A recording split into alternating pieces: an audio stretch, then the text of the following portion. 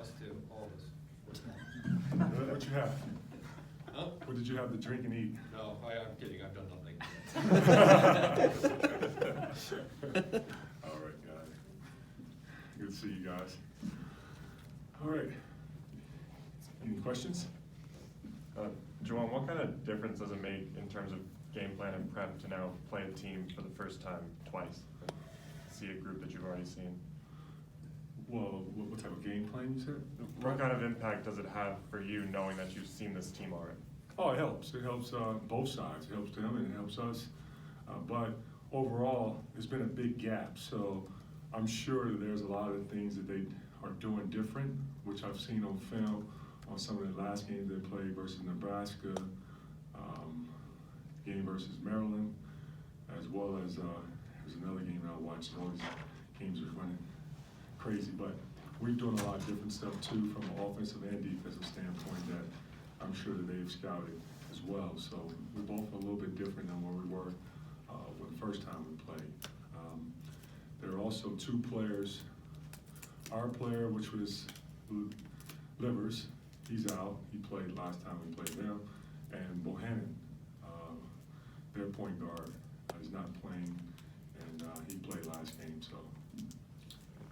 Is there anything in particular that you've seen on film from the last game that you've been kind of harping on in the days leading up to this game? Anything on film from us or from Iowa? Either. Is there anything that stands out to you? Well, one thing that stands out to me about Iowa is that they're number one in the Big Ten in offensive efficiency. That's critical. That's something that I've noticed over the past leading up to now is that they're a very disciplined team on the offensive end. They run a lot of good sets that they're very patient and in attacking the first option. If the first option is not there, they're patient enough and try to wear you down and look at the second option.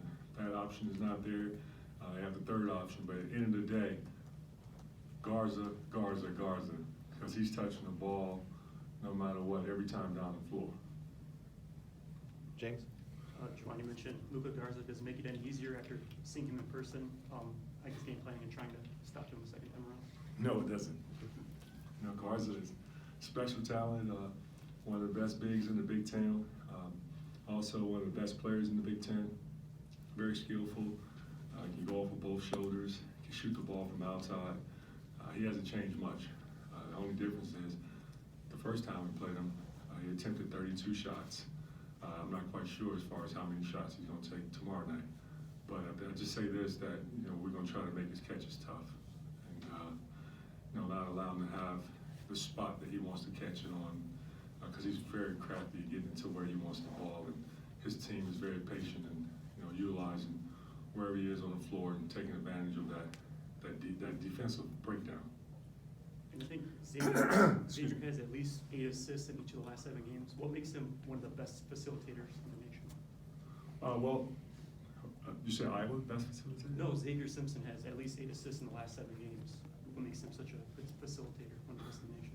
Well, he's one of the best players in the country and one of the best point guard there is. And, he's smart, crafty guard that knows how to take advantage of the defense. He's great at reading ball screens. He's great at reading coverages overall.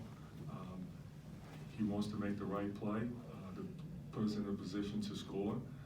At times, he makes mistakes just like any player, but I'm just so happy that he's playing for us. I knew it before I took the job that I was getting a point guard that's one of the best point guards in NCAA basketball. And let's not forget, he's mentioned as one of the John Wooden finalists, and he's earned that right. Brendan?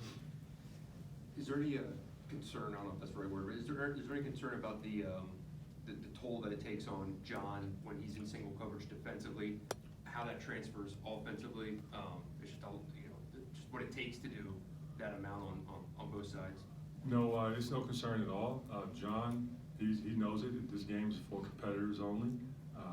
Offensively, he has a big offensive load for us as well as defensively, but this is something that he has signed up to, and he's welcomed the challenge, and he has embraced it. At the end of the day, yes, we depend on a lot from him, and he hasn't made any excuses. you said Isaiah is out. I mean, is he out for tomorrow's game? Is that what you meant, or did you just mean? No, I'm saying that, I said Isaiah is one of the guys that did not play last game, and these other games that we've played thus far, Gotcha. he hasn't been with us, so we're a different team when we're not, when we don't have Isaiah. I'm not quite sure if he's gonna play tomorrow or not. We will continue to keep monitoring his progress, and he's getting better and better each day. Right, so yeah, I mean, you've used that phrase, I guess, day to day. I think this Saturday will be 4 weeks since he got hurt. Yeah, I'm praying day to day, honestly. You know, we miss him, we need him. It's no way possible where I have said that he's not a big part of his team. He's a huge part of his team, but we've always had the mentality that, and our players believe it too, that whoever's out there on the floor dressed, ready to go, that we trust and believe that each and every player will give us the best chance to win that, the players that have a uniform on.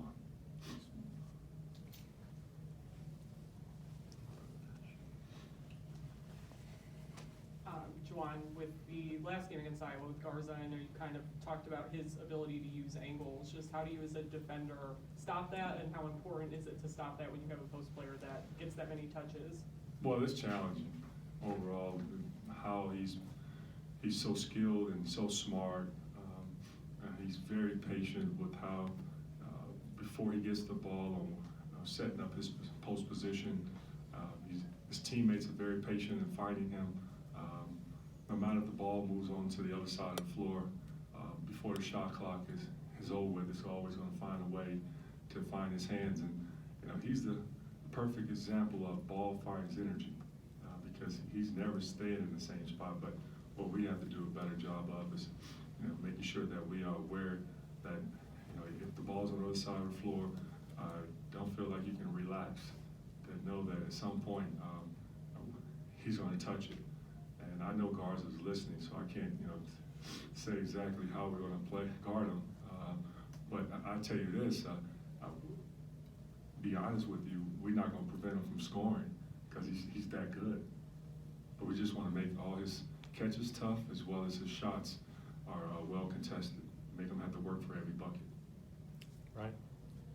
How would you describe the pulse of the team right now? Is there anything notably different compared to when you guys were rolling early on this season, or? Well, our confidence as well as our belief has not changed. There's no doubt within our team. We know no one's feeling sorry for us because we're losing one of our best players these last few games, and we've lost games without him. At the end of the day, we got to keep fighting, keep plugging, and we have a very confident group that's all about finding solutions, all about coming here and getting better. What's different from the NBA is that after you lose a game on Sunday, unfortunately you can't come back on Monday and play another game, because that's how our group felt after we lost on Sunday. They were ready to get back at it on Monday and play someone else or play the same team. It just, for us, we had to go back and think about this for 2 days and regroup, 3 days and regroup. But overall, I love our mindset, and I love the positivity that's running through that locker room. All right. You mentioned forcing Garza to catch the ball farther away from the block. Is that more of an emphasis now, John? I didn't say that. I didn't say force him to catch the ball away from the block. I'm just saying, like, yo, we just want to make his catches tough. Okay. Yeah. Well, then when I talked to John after the last game, he mentioned that you've been emphasizing having him defend bigs and forcing them to catch the ball farther away from the block. So what does that look like in practice, and how has John improved in that aspect of post defense?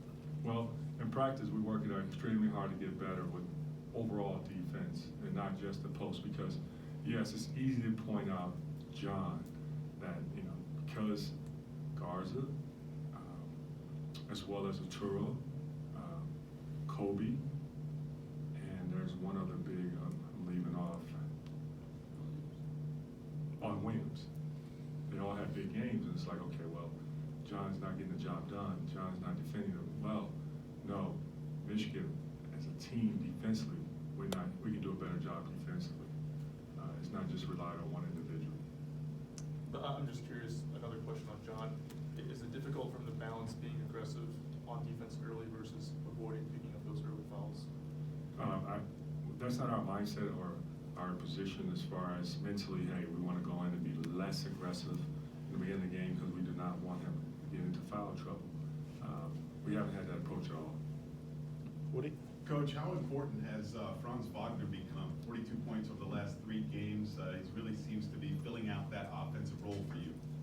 Well, yes, he's gotten better. He's now gotten into basketball shape, game shape. Early on when he came back from his injury, he only had 1 practice, and after that practice, we went straight to the Bahamas, and there were like game after game after game, and it was just tough from a recovery standpoint for a guy to get into basketball shape after 1 game, and then you have the next game, you have another game, and your legs start to get heavy, and as far as your wind, and you're not in the basketball shape that you thought you were, but his level of competitiveness is proven that he welcomed the challenge. He was doing whatever he can to help the team win, and his presence on the floor by playing hard defensively was actually better than just the ball falling in the basket for him. So now we've spent, like weeks and weeks, and we've been in it for some time now. And Isaiah was out, some of those games, and yes, other guys stepped up, and Franz was one of them. And I knew at some point, he'd start playing a way that we knew he can. And I'm just speaking from an offensive standpoint because, every player wants to see the ball go through the net. And yes, fans as well as the media, when it's not going in, then they're wondering like, okay, well, where's Franz Wagner? But our coaching staff, myself included, just knew that in a matter of time, a player needs to get in basketball shape in order for him to play at the level that he's capable of playing. Okay, Coach, I think that's going to do it.